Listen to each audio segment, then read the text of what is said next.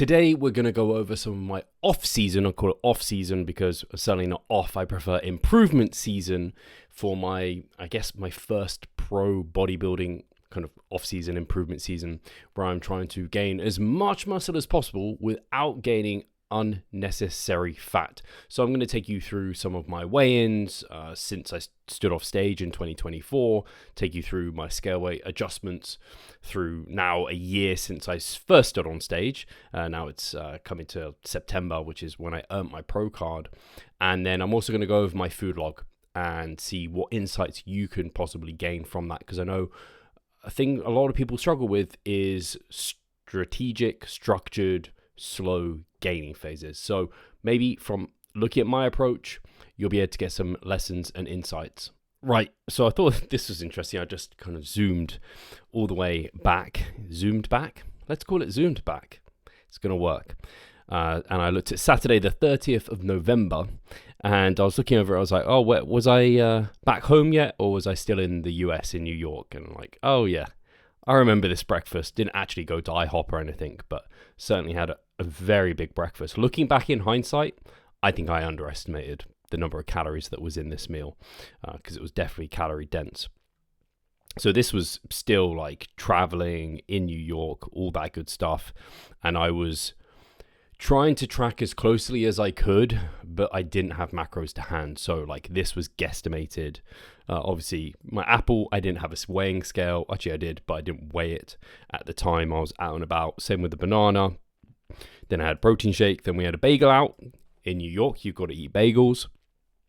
And I had a chicken salad, apparently. Something along those lines. Can't quite remember. Then, some more chicken. Some rice. Don't remember having that.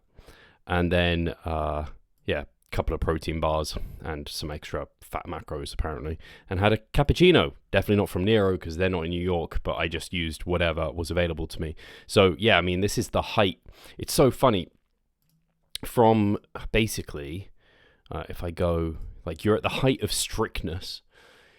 For those who aren't aware, I follow a flexible dieting philosophy. That means you basically, there's a few iterations and ways to describe this. I mean, the fundamental, I think, original way of interpreting flexible dieting was from Lyle McDonald. And that would be a case of hey, basically the premise is if you screw up one day, you don't stress out, you get back to it the next day. You don't just go, fuck it, I'm just going to go hog wild and ruin everything. And then it kind of moved and evolved into, hey, you don't have to eat chicken and rice. You could have whatever it is, tuna and a baked potato, same macros, so on and so forth. And then if it fits your macros, that kind of developed. And then people started to kind of basically say flexible dieting was it if it fits your macros. So it kind of got a bit lost there. But I think flexible dieting for me as a philosophy is it's an inclusive diet. So there's no foods off limits, but you have bumpers, which are basically your macro calorie targets to land within. But you can pick and choose foods that you enjoy, that are to your preferences, but you still have the basic understandings of, right, I want to make sure I'm eating mostly wholesome, minimally processed foods, getting 2+ fruit and veg per 1,000 calories, this sort of thing, meeting my fiber targets. It's not whey protein and Pop-Tarts, which kind of, to some extent, started to become. So I was going to try and see the least flexibility. I wonder, here we go, checking for a secure connection. I was not flexible at all and very tight with my eating. But you can see this is comp prep eating. What was this? It just looks like a standard low day to me. So I had my breakfast, which was protein oats. So I had my oats, blueberries, protein powder, some dark chocolate on top. Delicious. Almost too good at that stage of prep. Then what did I do post-workout was some more oats, a smaller portion, some more blueberries in there. I had some peanut butter on top and, protein powder again. Then my kind of third meal, it's actually, I'm laughing because you're going to see what I'm eating now and you're going to be like, Steve, and you're going to get my point. Now, let's just look at, let's say, a Thursday.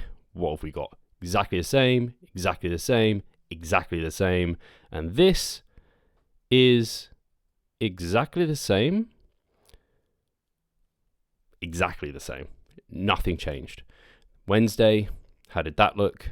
All exactly the same here, apart from I had, and this is pretty much the same calories, I had some rump steak because Cliff, who was coaching me during my prep, had me getting some steak for my depletion week, so I probably had some left over, so I was eating that. That's probably why I was eating all the chicken as well, actually, because I probably had some leftover chicken, and then eggs. But you can see it's following a very similar pattern. Meal 1 doesn't change, meal 2 doesn't change, meal 3 I don't think has changed, and then the final thing that I'm eating at the end of the day, the salad with, this is like a rice cake that I picked up when I was in the Netherlands, so just like some small amount of carbohydrate mix into my Ninja Creamy, as it were. So that was kind of the height of just everything the same. And then where was I before in November? So if I look at the 29th, here I was trying to hold on to a semblance of consistency and routine, because post-show you don't want to just go hog wild and completely change all your behaviors and habits, because food tastes great. Carrots taste sweet. They don't taste like candy. I'm not going to say that much, but you can't trust anyone who's dieting, especially in contest prep, for like food reviews, because they just love food in general. Your body wants to eat it all. Your taste buds change. Food, it becomes hyper palatable in all forms. And so if you suddenly change your structure and you get rid of all your kind of low calorie per bite foods, high satiating foods, you eat at random times, you're just suddenly going to be ravenously hungry and eat a ton of food. And especially because I was in New York and I wanted to try new foods, thankfully Cliff put me on a pretty good amount of food, because you want to regain body fat and so be in quite a sizable surplus post-show, part of the recovery process. So I had some flexibility, but given this is my fourth contest prep, my fourth post-show period, I had a bit more control than some may have. So breakfast was the same, just a big bowl of protein oats. Then I had a protein shake and got a bagel out. And then got a couple of bagels, in fact. Yeah, we had the chocolate chip bagel. And again, these were just guesstimates. I just searched for like bagels that seem like they're around about the right sort of numbers. Oh, these Quest protein bars are really nice. They're hero bars. And then I had a ton of tomatoes. You can see 300 grams. Had a big apple. Then dinner was some garlic bread, some pizza. Then I had some more protein and a snackerjack, apparently, or a rice cake here. And then in the day, had another protein bar, an apple, banana. So you can see I'm still trying to, whilst I'm having some flexibility and freedom within the diet, that breakfast is still coming in the morning to set me up for success. I'm then getting like a high protein feeding here through this protein shake. I'm getting in an apple, banana. My coffee is a standard there. Then another protein shake here with a bagel. That happened quite often. And then this was actually, what's it called? Thanksgiving. So you can see I had a Thanksgiving meal, which is a lot of calories, and I had to save up, a lot of space for that. And this was very guesstimated as well. I won't run you through every day, but you're getting the idea here, right? I was on holiday, effectively, but post-show, so having particular structure to everything. So my breakfast stayed the same, had this very kind of sticky, high-protein fruit meal. Bagels were very common. You can see I actually had some pizza here.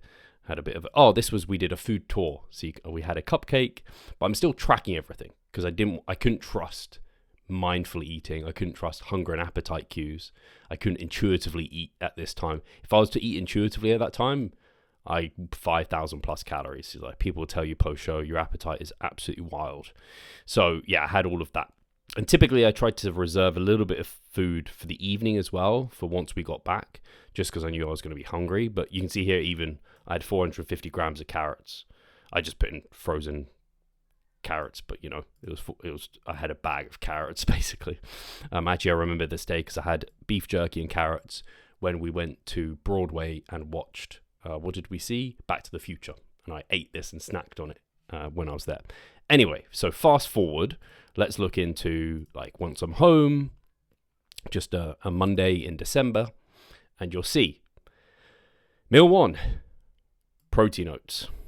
But I added some cream of rice here to that because it's well, it's more palatable because it's flavored, but also easier to digest. Not as high fiber because my fiber could easily get out of control, because here I was on pretty good food, 3,300, slowed things down because I didn't need my rate of gain to be as fast.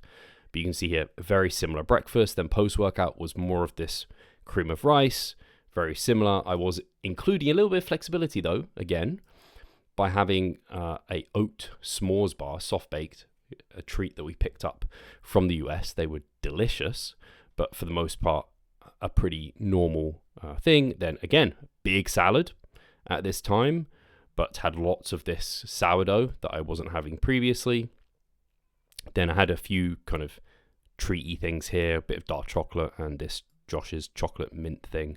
And then my Ninja Creamy at the end of the day. But now it has a banana in there, and I had Brazil nuts as a mix-in, and I had a couple of rice cakes that I actually had left to bring home.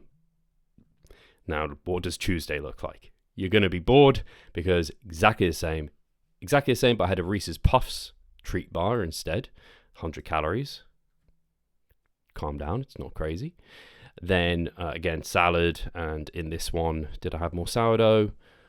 What did I have? Yeah, more sourdough there, and then the Ninja Creamy at the end of the day. The next day after that, what were we looking like? More of the same. And had a bit of avocado here on toast. Love me some avocado on toast. I brought back one of these Quest Hero bars, so I did have one of those. But if we're looking at the totals, the calories are very, very similar. The protein, fat, and carbs all landing very, very similar.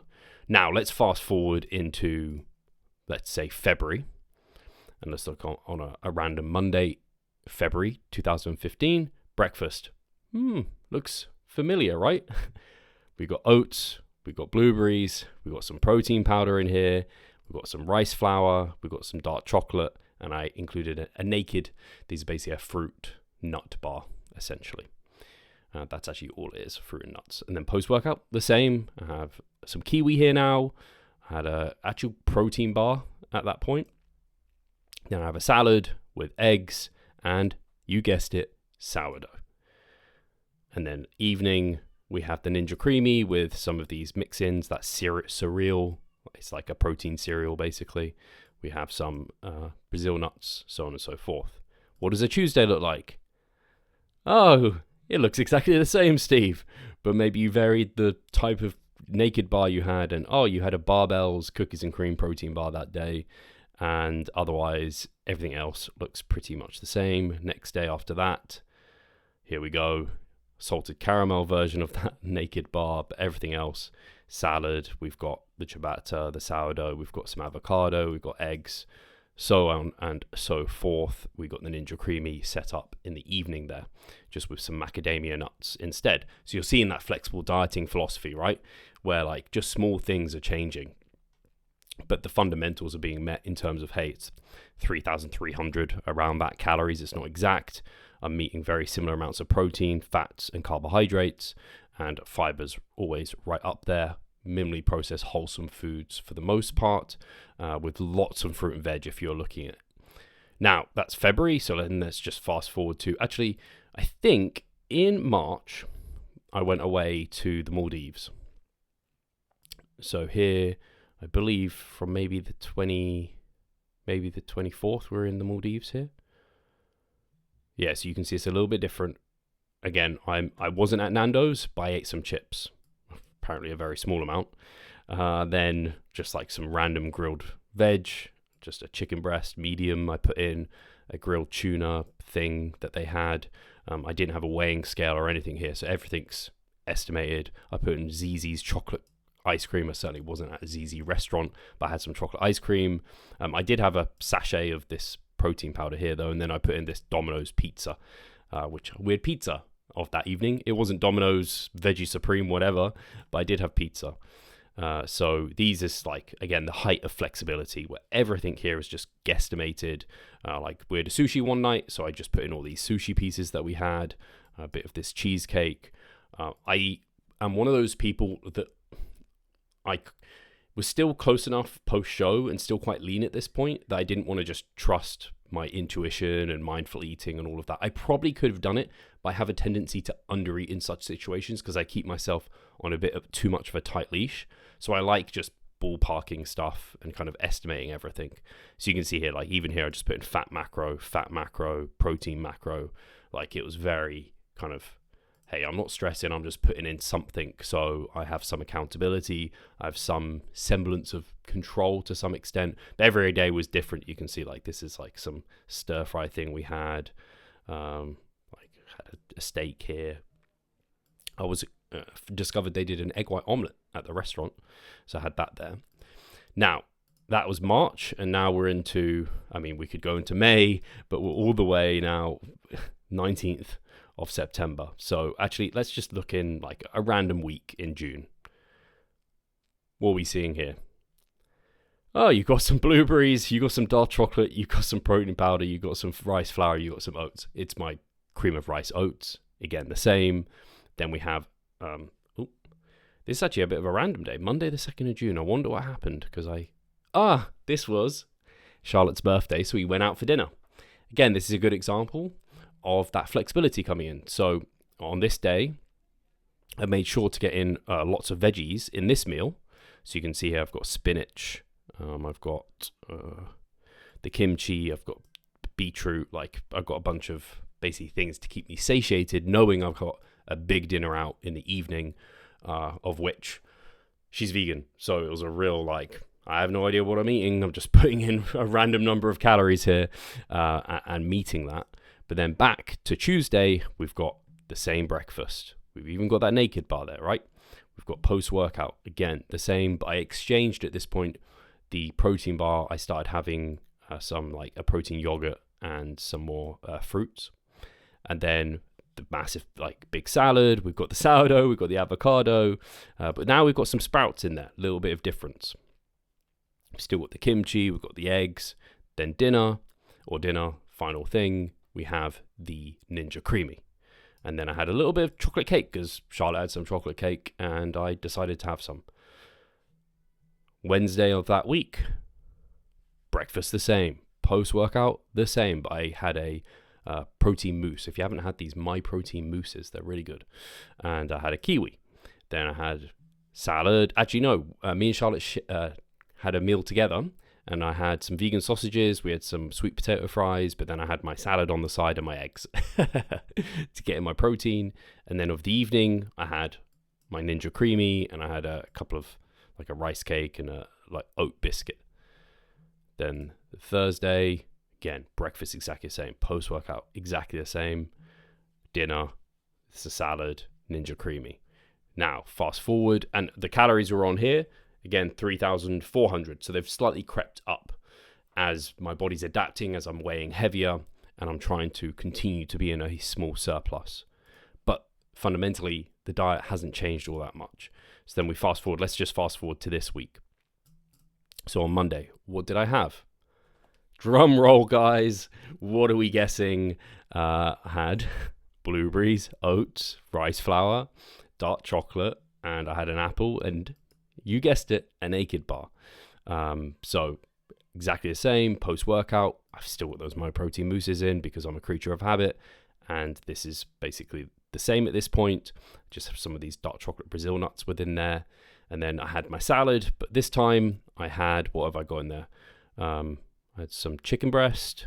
That was a bit random. I think I found it was on offer. I had some mixed nuts in there.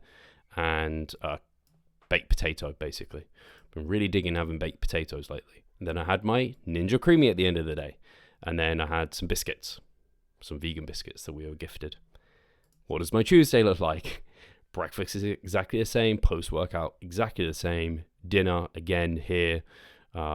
Most of this is veggies that you're seeing logged. I just had the eggs, again the same eggs there, and my baked potato was really small. So then I I filled out my carbohydrates with a Snacker Jack and then some cereal here, and I had a little bit of licorice as well, actually, because we had some of that in the house. So you're seeing that flexibility there, but the structure of like, hey, I've always got meal 1, meal 2, meal 3, and then like Ninja Creamy at the end of the day. And it's like my protein oats, big salad, and then It's the Ninja Creamy with whatever else to kind of finish off my macros here. I had some dark chocolate almonds at the end of the day.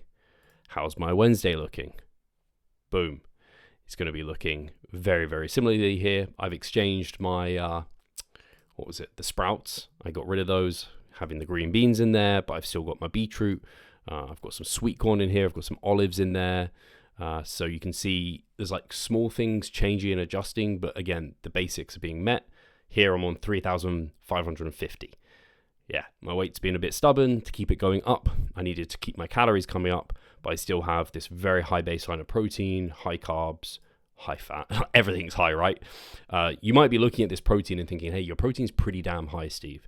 And yeah, it is. It's a little bit of a hangover from prep because Cliff has a preference for high protein intakes, and he had me on a high protein intake, and I enjoyed it. And so I've kind of kept it going. Also, we have research that's come out not too long ago that was looking at during diets, but it was I think a meta-analysis, meta-regression with Martin Refalo, Eric Helms. Eric's been on the Revive Stronger podcast talking about it in depth, and it found a similar result to what we see with volume, where yes, the diminishing returns from having more volume, you see more growth but much less. Similar with protein, it seems, where you get more growth but much less. So I've just been shooting for a higher intake of protein, like around 1.2 grams per pound, which I would do with like aggressive diets or people getting very lean. I've just decided to carry that through to an off season, and I have no problem. If anything, as you know, protein being quite satiating, it's just helped me maintain a slower rate of gain, which we will go over. Fats and carbs I'm much less concerned about. I generally hover my fats around 1 gram per kilo or a little bit under to really prioritize carbs, carbohydrates being the thing that is going to fuel performance, fuel recovery most, but you want sufficient fat for good health, well-being, essential fatty acids, that sort of thing. You would have seen I was having some omega-3s, which I just stopped tracking, by the way. I decided to stop tracking those. So I don't track absolutely everything always. Sometimes I do, sometimes I don't, but things you're not seeing here are such as this Tango, which has 13 calories in this can. My Monster of a morning, I didn't even track that in prep, but almost by not tracking it, I was tracking it because I had one every day, but that has like 15 calories in, or like a coffee. I'm not tracking those like very minute things, but I track most things. Some things for the most part, I weigh everything out too. It's just, I find it very easy. I'm at home, haven't got tons of stuff going on. If I can have that sense of kind of quote unquote control and detail, it allows me to be in more control. As they say, you can't manage what you don't measure. If you're measuring things not very accurately, pretty hard to use that effectively to manage everything. What I will say is, of a Friday, typically, let's go to some Fridays that were in August, me and Charlotte have a takeaway. So again, this is injecting some flexibility. I also haven't really shown you weekends. So on a Friday here, we had Domino's. Then the one before that, did we have burger? Yes, we had Honest Burger. So I had Honest Burger, but I'm still getting in my fruit, my veggies here. I'm just making some small adjustments to allow for that. I let my fat come up higher. It's not that much, that high actually. What did we have on the weekend? So on weekends, we typically go out for a meal, normally on a Sunday, because I train. And we normally eat a meal together on the Saturday, because we're both at home. So on the Sunday, did we go out? That doesn't look like we went out, does it?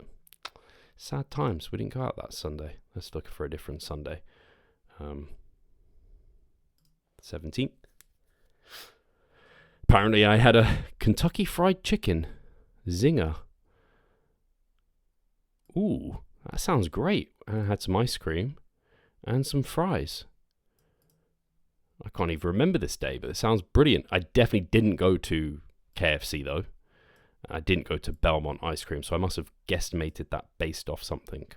I also didn't have McDonald's. You can see I just kind of guesstimated there to the best of my ability. But you can see even on the weekend, I still have my protein oats of the morning.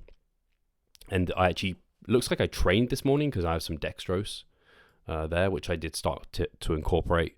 So I think I put my like pre and post workout in that. So yeah, anyway. Right. Where was I going with this?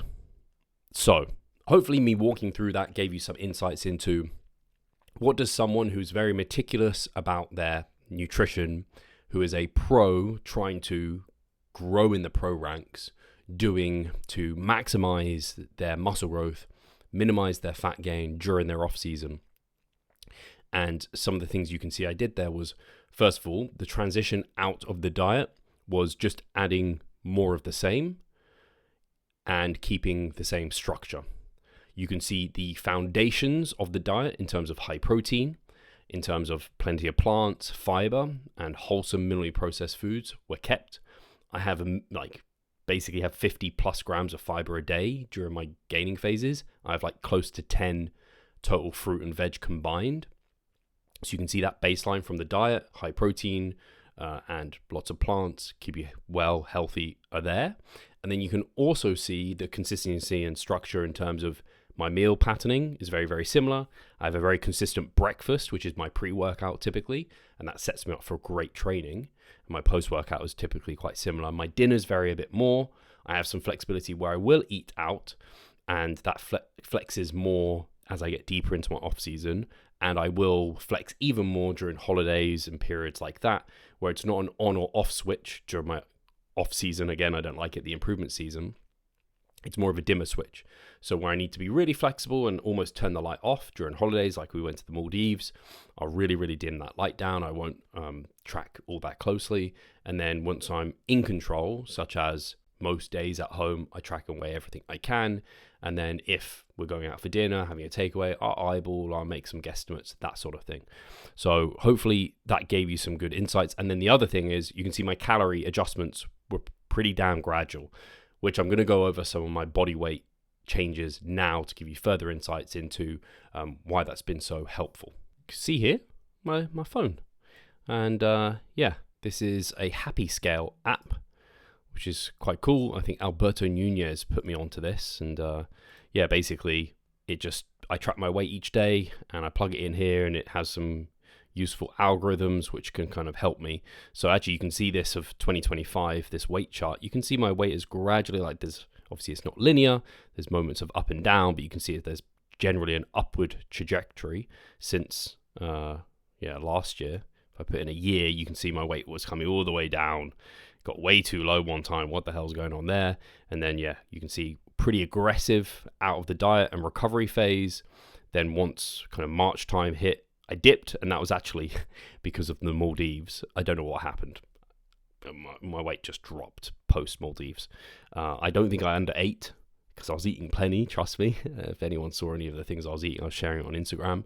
But anyway, then I kind of climbed it back up, and it's been very, very slow and gradual as we've been going. But really the highlight is this assertive out of the gates with that recovery phase. Then once I hit like a weight where I felt good at, then if we to ignore this here, we just drew a line across there. Very slow, gradual rate of gain. All time, look at that. That's all my data from previous. Then we can look at my logbook. So you can see, so in March, I just thought I'd highlight this. This is when I went to the Maldives from the 22nd. So then there's no weigh-ins here. You can see my weight was when we left at like 180, and then I dropped like 5 pounds. I was like, how the hell could I have dropped 5 pounds?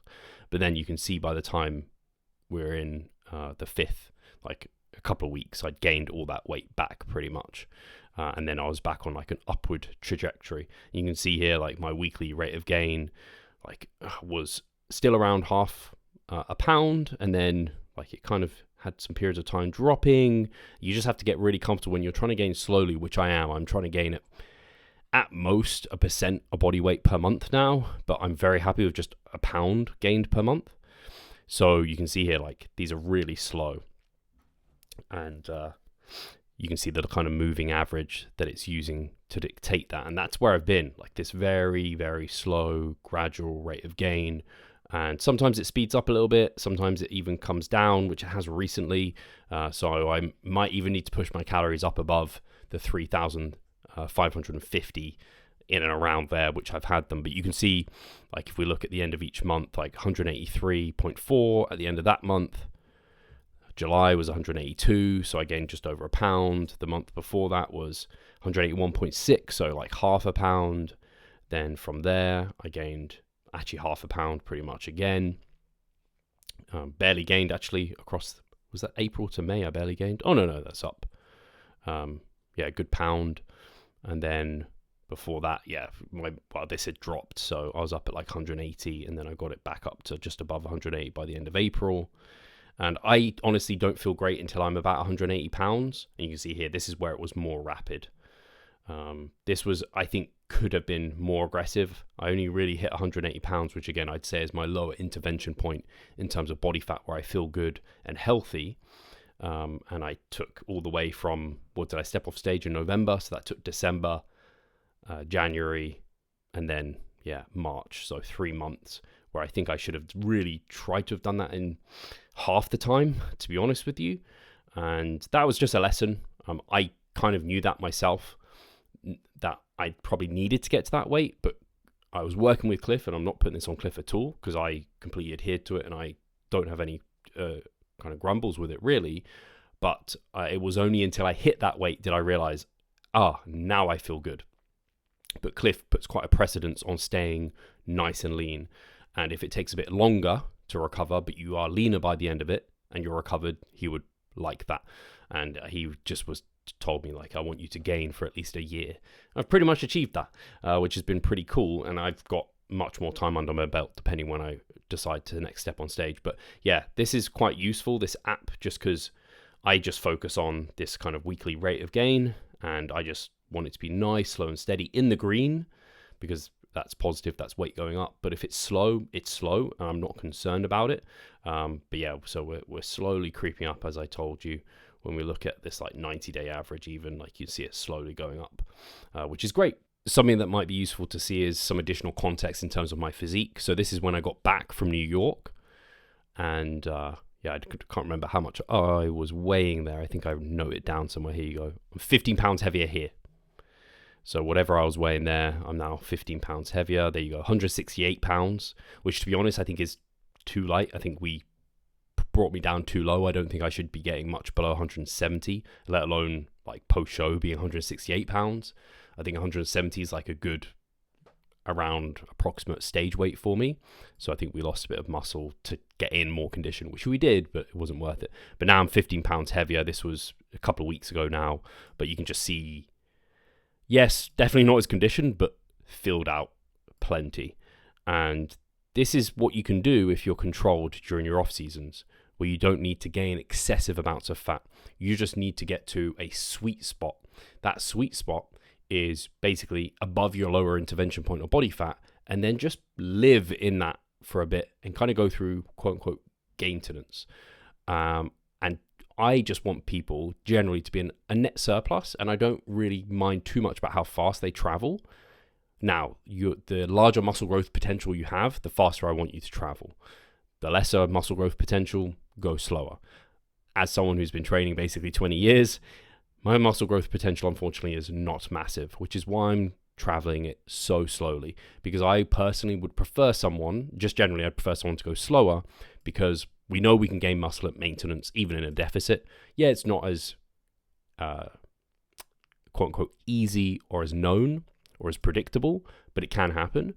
And I would prefer someone to gain more slowly and gain for longer than have to stop gaining and get into dieting. Because yeah, it's better to be at maintenance than in a deficit, right? And if you've overshot your mass gaining because you got complacent, whatever, then yeah, you're not going to be able to gain for as long. So yeah, you can see 9 months of gaining. Like, this is great stuff. I'm setting myself up, I think, well.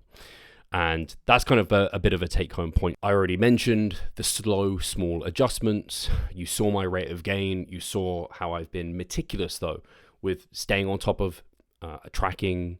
I'm managing things well because I'm measuring things well, and I'm seeing slow incremental gains. Obviously, training is happening. That is the light that matches the match that lights the fire for muscle gain. So that's important to keep intact.